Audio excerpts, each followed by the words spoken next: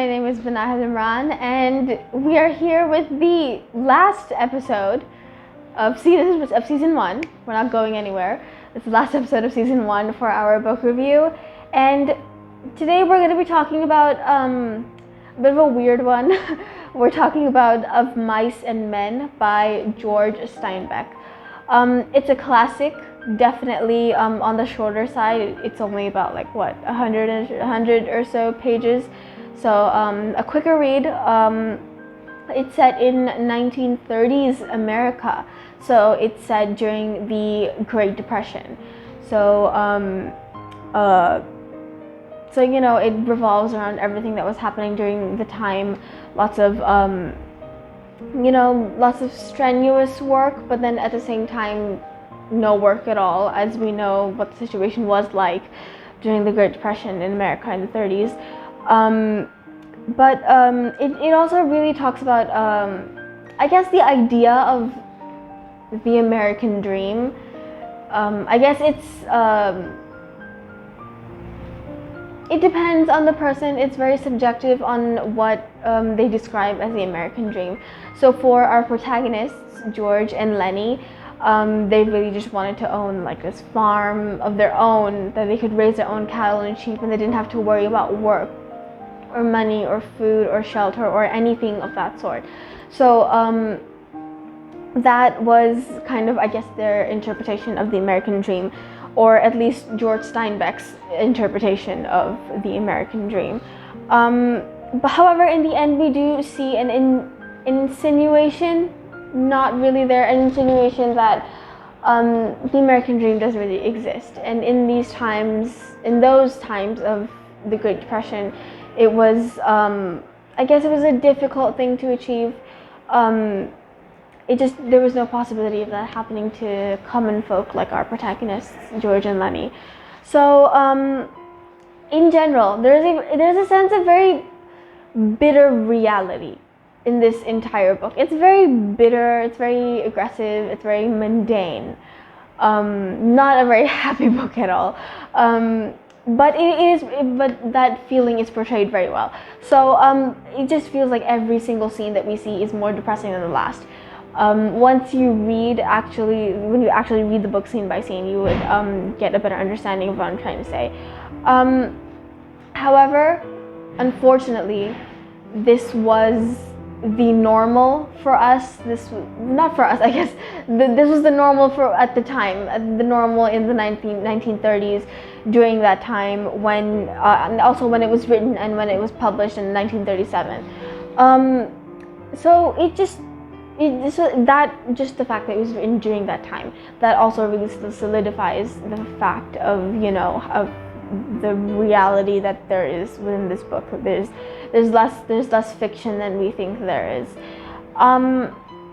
Again, reality, imaginative, something George Steinbeck has been quoted for and known for in his writings.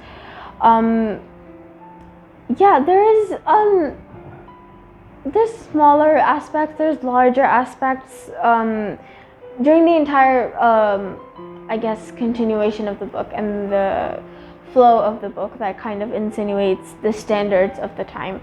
One thing that really stuck with me the entire book was there's only one woman in this entire book, one single woman who lives at the ranch, and she is Curley's wife, and she arguably, well, not arguably, she does play a very significant role in the plot, in the book, in the progression of things and how it ends. She plays a very, very big role.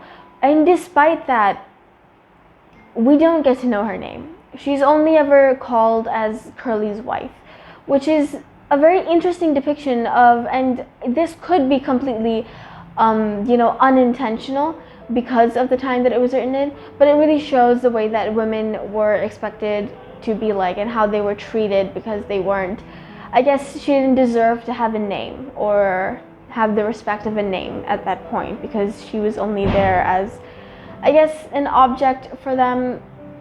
She was just really only ever considered as Curley's wife, and that's it. and so that was quite interesting for me. George is a lot of things. George, we can argue, is, I guess, he's a hero and he's also a villain. You will see further when you go into the book. He is both things. So and yet, despite him being partly a villain, you do feel empathy for him, because of the situation that he was in, because of the situation Lennie was in. I guess not just because of the Great Depression, but also, I guess, the way that Lennie, who obviously is not,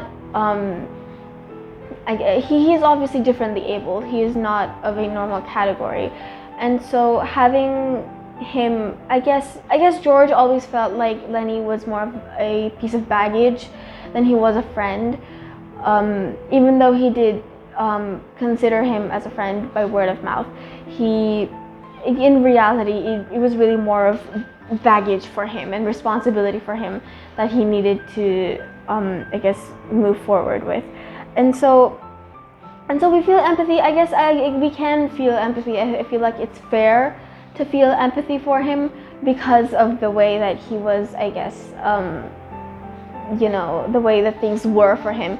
It's quite sad as well for Lennie as well. It's not fair to him, but it's also not fair to George either. So it's a very interesting dynamic, and it's a very difficult feeling to create this feeling of empathy and, I guess, pity for a character like George, because he's so harsh in his demeanor.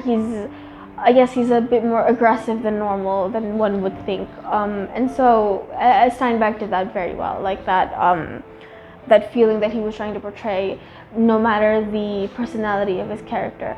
That was really well done. So, however, despite this, a very generalized viewpoint that I felt was, it's difficult to pinpoint whether these feelings that were created in general from this book, if it was an intentional thing or not. Because again, we need to remember that this was written in 1937, during, or I guess slightly post, the Great Depression. And so to Steinbeck, this may have felt like a very normal thing, a very normal occurrence, a normal feeling, a retelling of the reality of the time. But what I guess that also adds to the beauty of it, because readers during that time, in the 1930s, 1940s, 50s, 60s even, they would have perceived it differently, whereas readers today, readers like myself, who obviously have more stable backgrounds, we would perceive it differently. We would obviously perceive it as a lot more depressing, a lot more of like the impossible essence that there is with a struggle like this one. And so, yeah, but overall, this book definitely takes you to newer experiences, and it really, it's a lot of things into one, and yet it's so mundane in the daily activities and stuff that goes on. So I would recommend it to you if you're okay with sadder, I guess, themes. But I feel like once you really understand what the writer was trying to portray and what is to be perceived, it's a lot more interesting, and there's just so much to take away from it, a new perception entirely. Yep, that's it for this one, and that's it from me even. So that's the end of season 1. That was our last episode. Thank you so much for watching and tuning in and appreciating all of this. We will see you very soon in the upcoming seasons with newer faces, fresher faces, newer books. Keep reading. Hopefully this was insightful to you, and I maybe will see you soon.